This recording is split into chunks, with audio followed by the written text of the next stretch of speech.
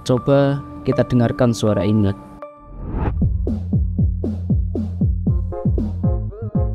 Lalu kita dengarkan suara yang ini.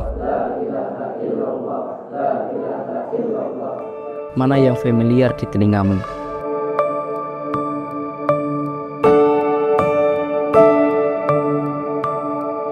Pondok juga akan melaksanakan tahlil juga, ya, karena itu salah satu amaliyah yang mana tahlil itu kan niat utamanya adalah mendoakan yang sudah di alam kubur, ya kan.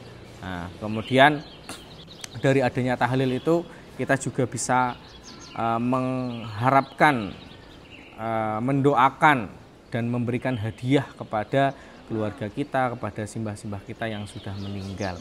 Nah, namun mirisnya di zaman sekarang banyak anak itu lebih hafal lagu, nah, tapi tidak hafal tahlil. Ya, banyak anak sekarang lebih suka nonton konser, ya, daripada berziarah ke makam-makam keluarga, makam-makam simbahnya atau makam-makam waliullah. Aku kok kepikiran sih pengen buat film seperti apa yang tadi dibilang Pak Ustadz itu, biar anak muda tuh tahu apa itu tahlilan dan ziarah kubur. Bagus itu, ayo. Yuk. Bagi sejumlah ulama dan tokoh Nahdlatul Ulama, tahlilan dipandang sebagai bentuk doa bersama yang memiliki nilai sosial dan spiritual. Mereka meyakini bahwa amalan ini adalah bagian dari tradisi keagamaan yang telah mengakar kuat dalam kehidupan masyarakat. Menurut Bapak, apa sih yang melandasi sebagian kaum tersebut membid'ahkan tahlilan? Oke, yang pertama, kenapa mereka membid'ahkan tahlilan? Tentu garis besarnya adalah keterbatasan ilmu dan pemahaman dalam memahami agama secara kafah, secara sempurna. Agama tidak hanya Al-Quran dan hadis saja, tetapi lebih jauh dari itu. Agama ada Quran, hadis, kemudian ijma ulama, kemudian qiyas, dan itu kalau dijabarkan sangat luas. Oleh karenanya beberapa orang memahami agama dengan sangat sempit, terutama sesuatu atau tradisi yang bersifat amaliyah. Contohnya seperti tahlil itu. Bisa ditarik kesimpulan bahwa kalau kita memahami sunnah itu sendiri secara sempurna, maka cara beragama kita tidak akan sesempit yang barangkali mereka pahami. Misalnya seperti tadi tahlil itu memang tidak disebutkan di dalam Al-Quran, juga mohon maaf dalam tradisi Nabi memang tidak ada. Akan tetapi unsur agama yang ada di dalamnya, unsur Islam yang ada di dalamnya itu sangat kental dengan apa yang dilakukan oleh Rasulullah. Misalnya dari mulai membaca Yasin, kemudian surat Al-Ikhlas, kemudian sampai membaca Al-Fatihah dan seterusnya, zikir-zikir tertentu, dan itu sangat dianjurkan.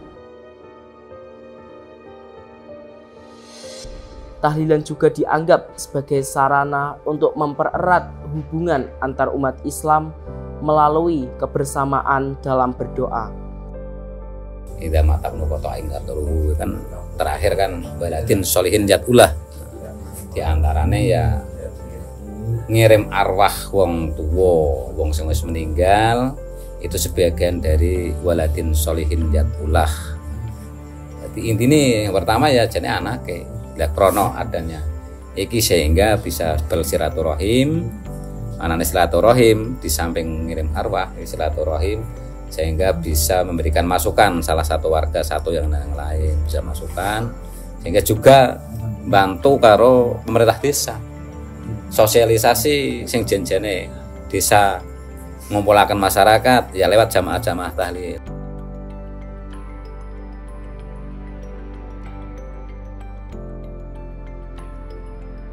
tradisi tahlil 7 hari, 40, 100, 1000 atau sampai pada haul ya, itu sebenarnya tidak ada sangkut pautnya dengan tradisi Hindu atau Buddha.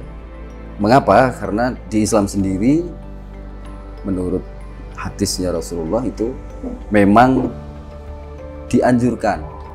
Jadi ada satu tabi'in namanya Taus, ini pernah mengatakan begini, bahwa innal mauta yuftanuna fi kuburihim sab'an fakanu yastahibuna ayyud'imu anhum tilkal ayyam. Jadi orang-orang yang sudah meninggal ya, orang-orang yang sudah mati di dalam kuburnya itu mereka selama 7 hari itu ya suka, senang, yastahibuna jika mereka dihadiahi atau dikirimi sedekah atau diselamati ya bahasanya adalah.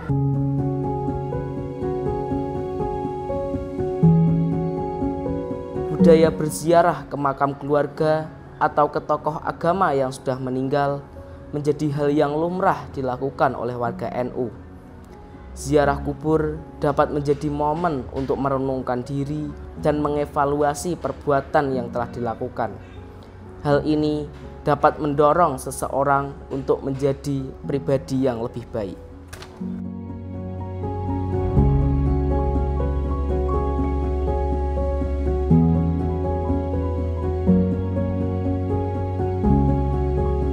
Maria binti Mbah Kasimi lan keluarga kula kathah. Kathah wonten selangkungan kula dong ing khususan niku. Nggih, kathah. Nggih karo bojo kula sing pun pecah, kula bojone riyen pecahin tunggal, lajeng kula ngudhu malih. Manfaat yang bisa dirasakan secara langsung dalam tradisi ziarah ini tentunya banyak. Yang pertama dari sektor ekonomi. Misalnya kita lihat acara haul selama bulan Muharram nih, di mana? Di Wonobodro kita bisa melihat bukan ratusan ya, bukan bahkan ribuan, sampai ribuan mereka datang ke situ, dan itu otomatis membuka ladang ekonomi untuk masyarakat sekitar, baik desanya, kecamatannya maupun kabupatennya. Saniki penjualannya rame napa sepi, Bu? Rame. Rame kata sing tumbas. Rego-rego biasa, orang dilarangake ora. Tapi sing tumbas kata jalan sing paling laris napa, Bu? Ya paling laris ya manisan, ya gula kacang, ya rantak, ya karika. Ya kerupuk buah. Dan perlu diingat bahwa setiap orang yang meninggal itu, mohon maaf, sebenarnya tidak mati, tapi mereka masih hidup, hanya saja di dimensi yang berbeda. Untuk itu pemahaman tentang ziarah itu sebenarnya nyambung antara doa dengan arwah yang kita kirimi doa itu. Apalagi misalnya Wali Songo, kemudian wali yang ada di Wonobodro. Itu yang pertama, dari sektor ekonomi itu sudah jelas. Kemudian yang kedua, pariwisata. Jadi ziarah itu sekarang bukan hanya untuk kegiatan religius, tapi juga pariwisata. Contohnya misalnya Wonobodro tadi ya, misalnya orang-orang yang tadinya dari luar Kabupaten Batang misalnya tidak mengenal Wonobodro, begitu ada banyak orang yang dari luar kabupaten datang ke Wonobodro, itu secara otomatis mereka membawa informasi bahwa di Kabupaten Batang itu terdapat situs ini misalnya. Itu sangat berperan atau sangat berdampak sekali.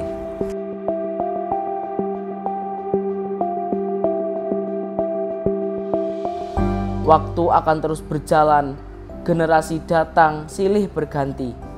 Namun, doa tidak pernah mengenal batas usia, jarak, atau zaman. Tahlil dan ziarah bukan hanya tentang mereka yang telah tiada, tapi juga tentang kita yang masih diberi kesempatan untuk mengingat, bersyukur, dan memperbaiki diri.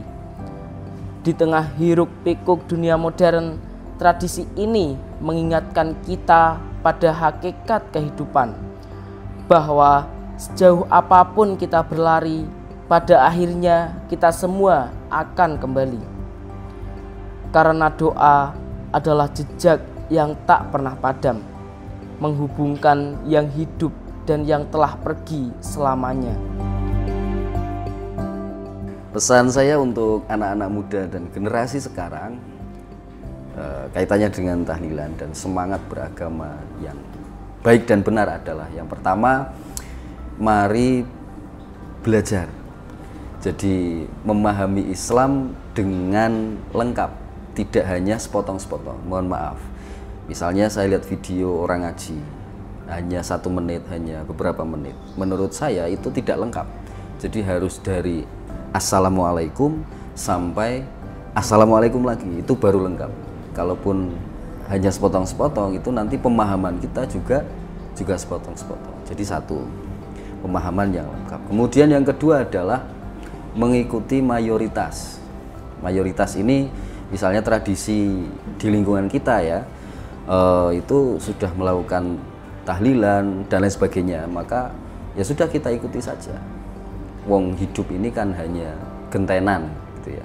Jadi kalau kita baik sama orang ya kita akan dibaiki. Kalau kita datang ke tahlilan ya pasti nanti kalau kita giliran tahlilan ya orang lain akan datang ke kita.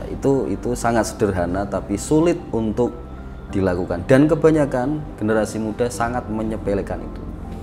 Nah, kemudian yang ketiga adalah jangan berhenti belajar. Ini yang paling penting. Jangan berhenti belajar itu artinya belajar tentang Islam, tradisi-tradisi, salah satunya adalah tahlil, itu harus terus menerus. Jadi misalnya ada perbedaan tadi yang disebutkan, ini nggak boleh, yang ini mengatakan boleh, maka itu harus kita pelajari. Jadi dari, kalau kata Rasulullah, dari gendongan sampai liang lahat. 3 itu pesan saya untuk generasi muda sekarang. Melestarikan doa, merawat ingatan, menjaga hati. Ini adalah perjalanan tentang doa, tentang mereka yang pergi dan kita yang terus mengenang.